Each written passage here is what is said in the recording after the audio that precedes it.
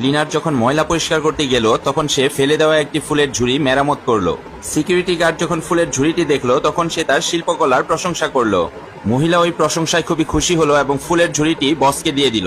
Security guard ফুলের ঝুড়িটি কোম্পানির সবচেয়ে গুরুত্বপূর্ণ জায়গায় রাখলো। কিছুক্ষণের মধ্যেই বস কোম্পানি পরিদর্শন করতে আসলো। সে ওই ফুলের ঝুড়ি দেখে আকৃষ্ট হয়ে গেল।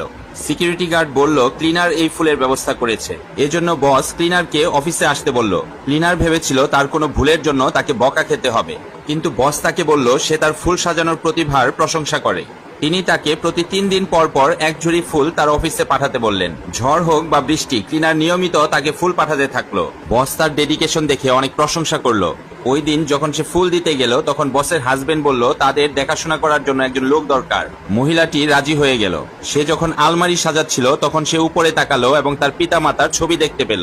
ফুলদানি ভাঙার শব্দ শুনে বস চলে আসলো এবং কথা বলে জানতে পারলো এই ক্লিনারই হচ্ছে তার ছোট বোন।